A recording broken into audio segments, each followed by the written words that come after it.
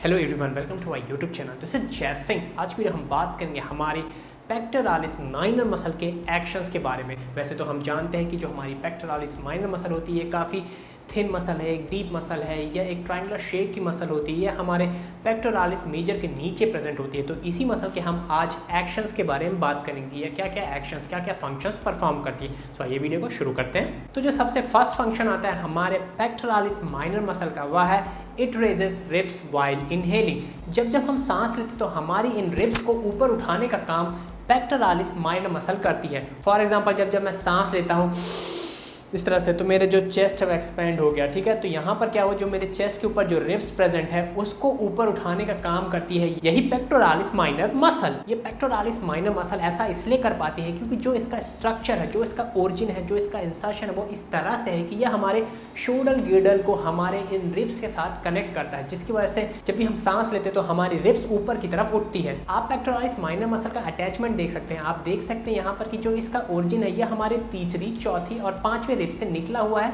और जाके यह हमारे स्कैपुले के कोराकॉइड प्रोसेस में अटैच होता है, जिसके कारण ही यह हमारे रिब्स को ऊपर की तरफ उठा सकती है, रेस कर सकती है जब भी हम सांस अंदर लेते हैं। यह पेक्टोरालिस माइनर मसल एक ऐसी मसल है जो हमेशा 24/7 काम करती रहती है, वर्किंग कंडीशन में रहती है, क्योंकि जब आप सांस लेंगे तो यह मसल एक्शन में आ जाती है। इसलिए कुछ लोग इसको ब्रीदिंग मसल भी बोलते हैं। और अगर आपकी पेक्टोरालिस माइनर मसल स्ट्रांग है, स्ट्रेंथन है, तो जो आप एक फिजिकल एग्जाम्स होते हैं जहाँ पे चेस्ट एक्सपांशन का एक पैरामीटर है वो बड़े इजीली क्रॉस कर सकते हैं। आपने भी इस टेस्ट के बारे में सुना होगा, जो पुलिस और मिलिट्री की भर्तियां होती है वहां पर यह हमेशा होता है। यहाँ पर क्या होता है, एक बार आपका चेस्ट का मेजरमेंट होगा नॉर्मल कंडीशन में, और दूसरे चेस्ट के मेजरमेंट के लिए आपको बोला जाता है कि आप सांस खींचो, जितनी सांस भर सकते हो उतनी खींचो अंदर, और फिर उस सांस को होल्ड करो, और फिर वहाँ पर आपका चेस्ट मेजरमेंट होता है। और जो पहला मेजरमेंट था और जो ये वाला मेजरमेंट है, सेकंड मेजरमेंट, इन दोनों के बीच 5 सेंटीमीटर का एटलीस्ट डिफरेंस आना चाहिए। और यहाँ पे अगर 5 सेंटीमीटर से कम का डिफरेंस आया तो आप रिजेक्ट हो जाते हैं। तो ये बड़ा ही इंपॉर्टेंट टेस्ट है। तो इस टेस्ट को अगर आप क्लियर करना चाहते हैं तो यहाँ पर आपकी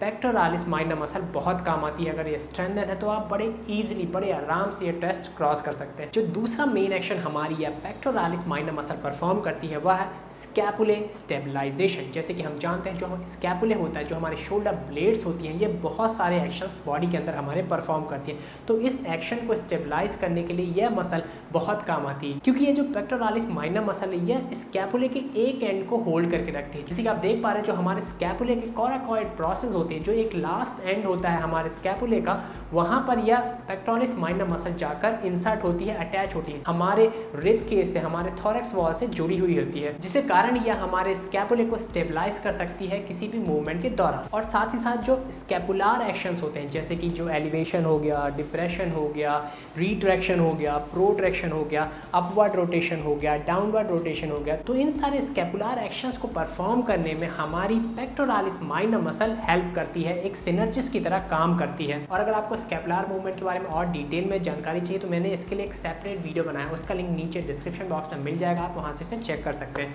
अब आगे बढ़ते हैं इस वीडियो में, और मैं यहाँ पर आपके साथ एक और खास चीज़ शेयर करना चाहूँगा कि अगर आपकी पेक्टोरालिस माइनर मसल स्ट्रांग नहीं है, स्ट्रेंथन नहीं है, तो ये आपको पॉस्चरल एब्नॉर्मलिटीज़ दे सकती है। पॉस्चरल एब्नॉर्मलिटीज़ कहने का मतलब आपका जो पॉस्चर है, जो खड़े रहने का तरीका है, जो चलने का तरीका है, वो थोड़ा सा डिस्टर्ब हो सकता है। फॉर एग्जाम्पल कुछ लोग को आपने देखा होगा ना, कंधे इस तरह से झुके हुए होते हैं, बैक उनकी रोल होती है। आपकी पेक्टोरालिस माइनर मसल का वीक होना, कमज़ोर होना एक फैक्टर बन जाता है ये सारी पॉस्चरल एब्नॉर्मलिटीज़ का, जो मैंने अभी आपको बताई। सो आज की वीडियो में इतना ही। आई होप आपको वीडियो बहुत पसंद आया होगा, और अगर आप मेरे चैनल पर पहली बार आए हैं तो मेक श्योर मेरे चैनल को सब्सक्राइब कर लें, हिट द बेल आइकन, ताकि इसी तरह की इन्फॉर्मेटिव इन्फॉर्मेशन आप तक हमेशा पहुँचती रहे।